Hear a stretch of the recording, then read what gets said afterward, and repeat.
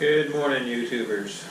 It's been a while since I did an update on this bike here, and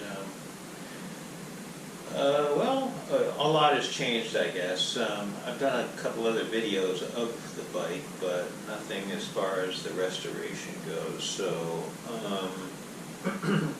so let's get right to it. Obviously, you can see it's like all together here, we've done, let's say, 3 hours of testing on the bike since it was finally completed. So at this point, I feel pretty confident that we can take it to the racetrack and do some vintage races with it.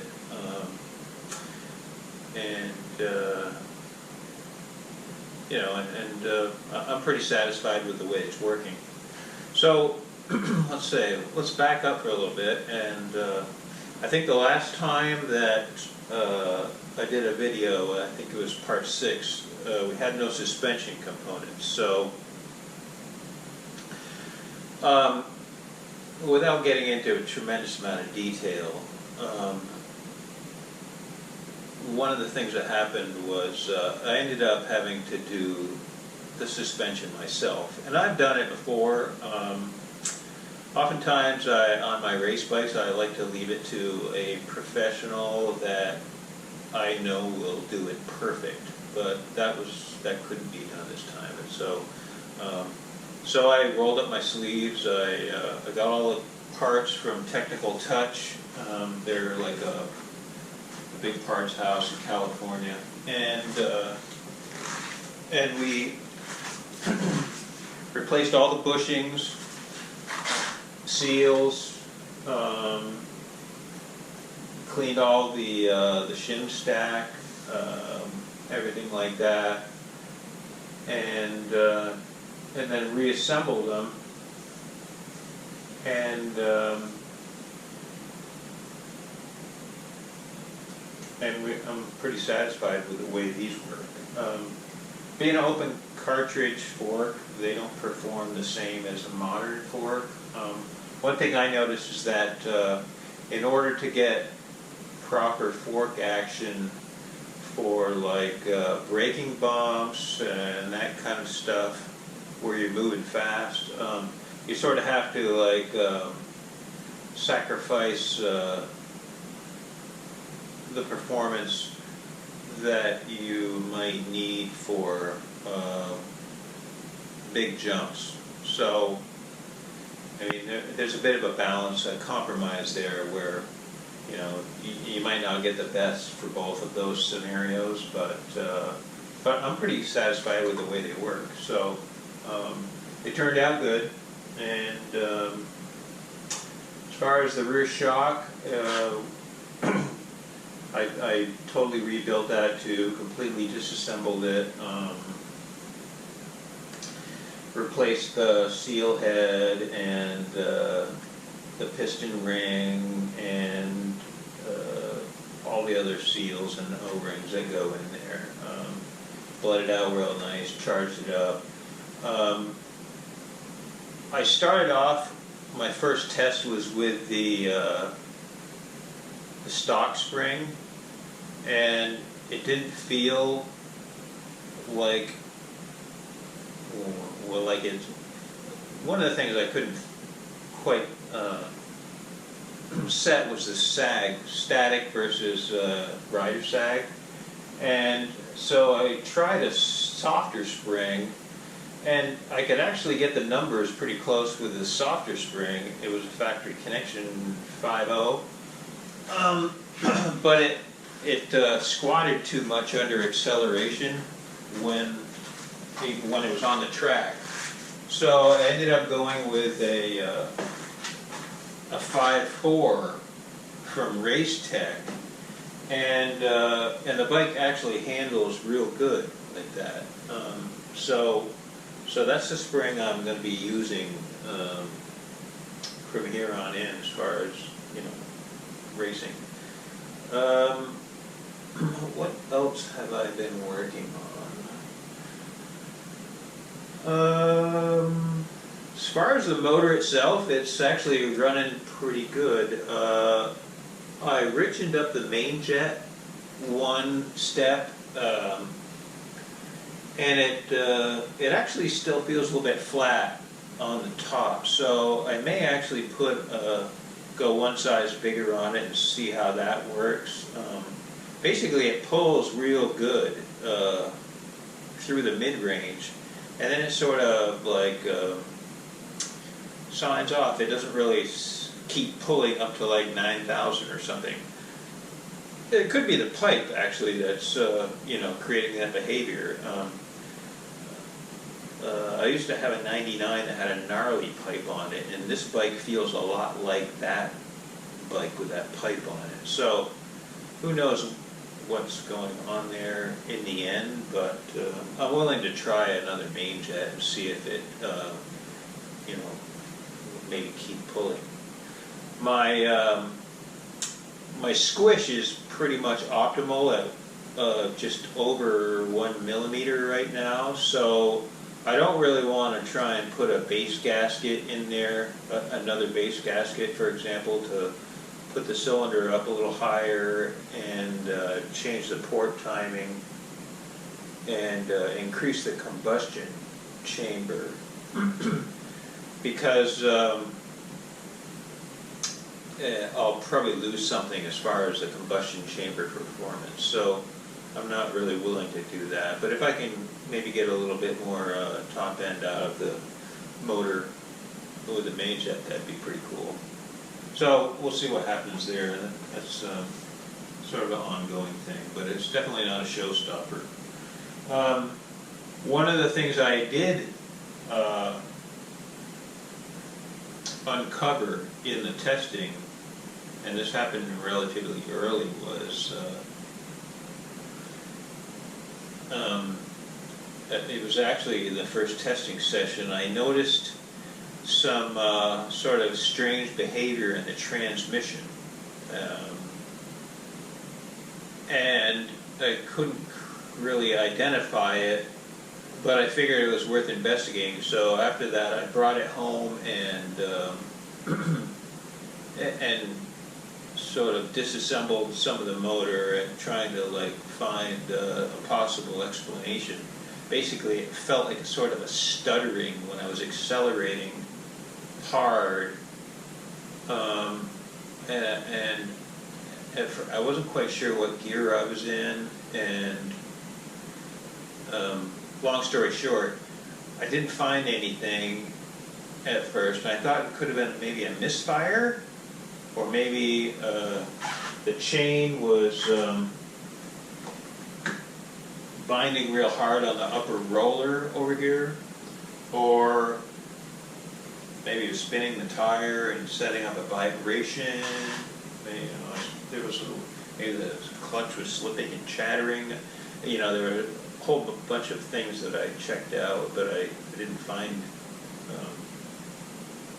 a smoking gun. So I put it all back together and went back out for another session, intending to identify that as well as evaluate some other things. I had changed the spring, the rear as well, and headed back out, and that's when I discovered that I had a transmission problem. Basically, when I was, I think, shifting into fourth gear, it would the dogs would not engage completely, and they'd just be like bouncing off of each other like this when you're going third to fourth. So instead of instead of positively engaging like that, they would be just doing this kind of thing. And what I eventually found was that there was a missing washer, a thrust washer in the transmission.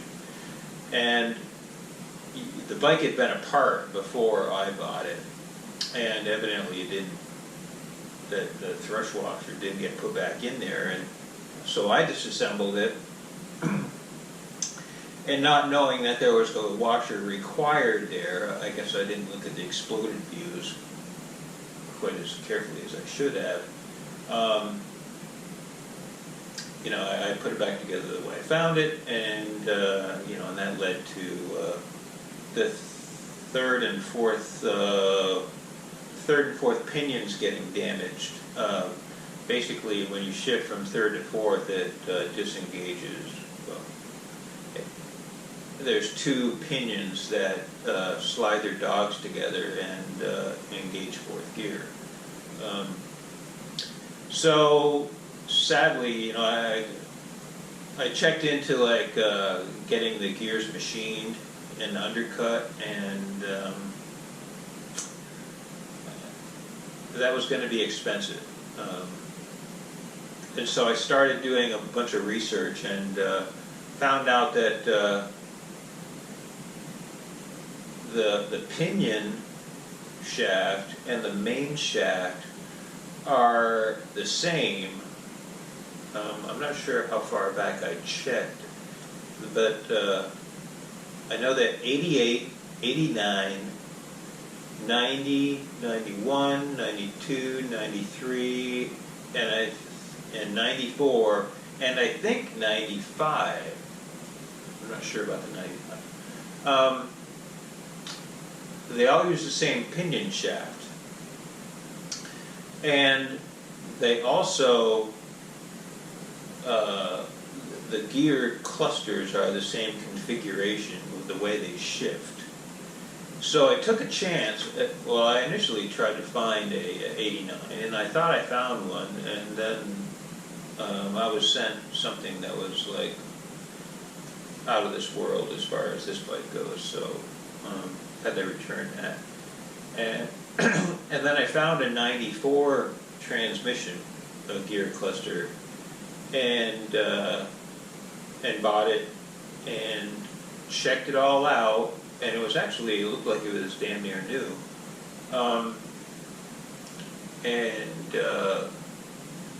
Came to the conclusion that it would work.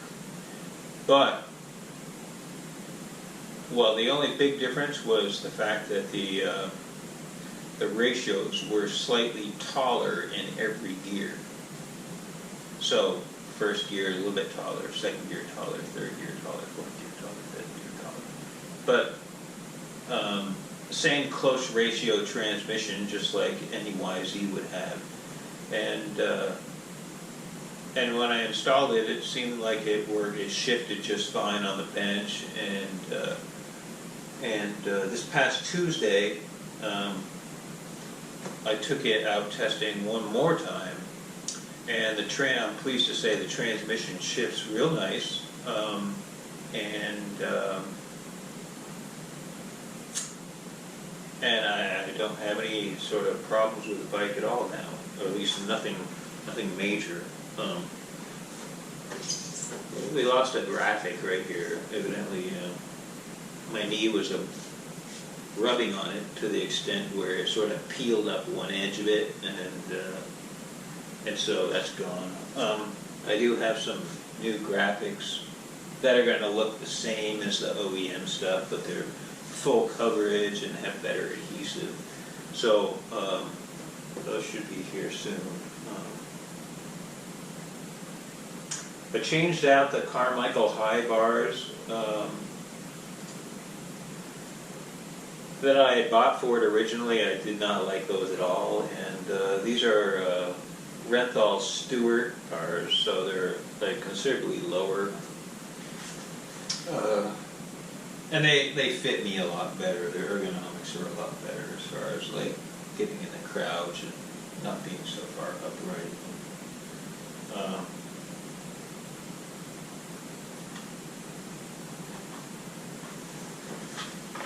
So anything else changed here?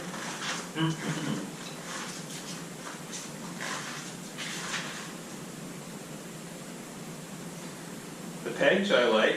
These are those IMS Super Sport pegs. They're a lot like the modern YZ125 and 250 pegs. They're wide, and they don't have super aggressive, pointies that are going to tear you up if you like freaking get tangled up in them, but carburetor has been working well.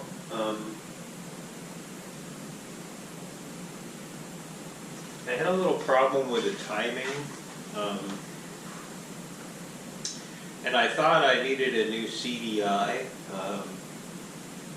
and so I bought one, and that CDI didn't seem to work the way I expected it to. It didn't work like an OEM CDI, so eventually returned that, and I have an OEM CDI in it now. So in reality, other than the porting that we did on it, the motor is actually, well, it's pretty stock. If you like discount the fact that it has a 94 transmission in it. Interestingly enough, the 94 transmission is, like I mentioned, has taller gear ratios in all speeds, all gears. But it's only like the equivalent of maybe a tooth or two on the rear, you know. So if you had one of these stock and you like dropped a tooth or two off the rear and went for a ride, that's what this bike feels like. It just has a little bit higher speed. You know, you could go like maybe 1 mile an hour faster in every gear or something like that. So it's not a big difference, and I don't have any plans to like change anything like that. These are sort of, these are something that I actually made. You can buy this stuff, this rubber grip tape in big sheets, and you know, you just trace out where you want it, make like a cardboard template, and then clean this stuff up, clean the frame up well, and stick it on there, and smooth it out with a heat gun. It works pretty well.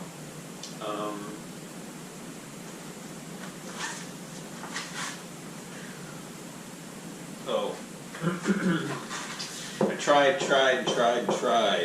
to whiten the OEM tank up, and there was nothing I could do. Sanded it, bleached it, hydrogen peroxided it, magic erasered it, sanded it some more. I mean, I spent a lot of time on it, and I got it a lot more white than it was, but I wasn't really satisfied. So my guys at DC Plastics, they were able to get me a Clark OEM size fuel tank, and it uses all the same, you know, it has all the same hookup points, petcock, everything's all OEM on the thing. So, and I'm pretty pleased with it. It looks a darn sight better than the old yellow one. So,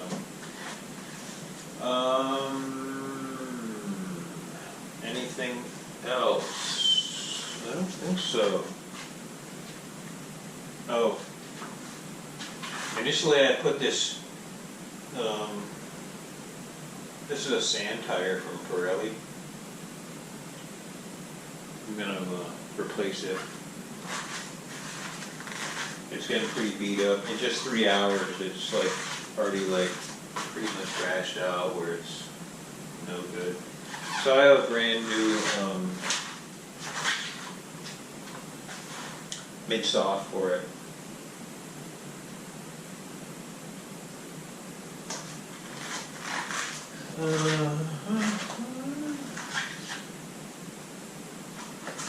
So here's one thing I wanted to show you.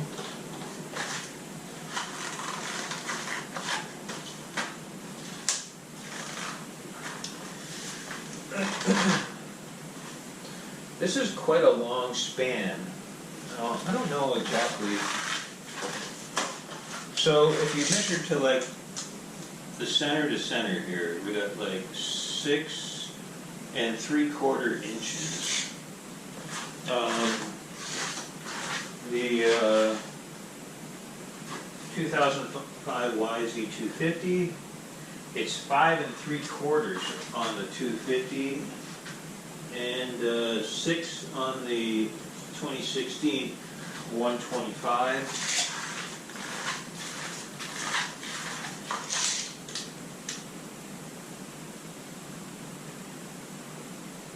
So it's like almost an inch longer.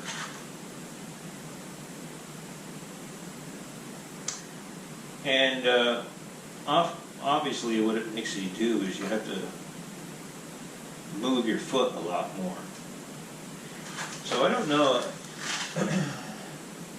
I'm thinking of what I might do is I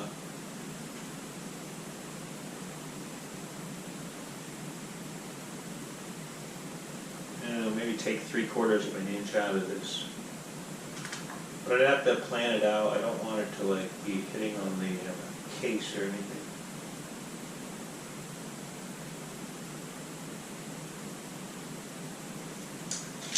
It's a little project we might try sometime. I may be able to try and find actually find a shorter lever. I don't know. I know companies publish that sort of spec, but that's about it. So in the end, you know, I guess we took about 6 months to accomplish the rebuild. Pretty happy with the way everything works. Honestly, I really don't have any complaints, other than the shift lever. The throw is just a little bit long, you know. And my feet are not that big, so I usually have to like move it out there quite a ways in order to shift.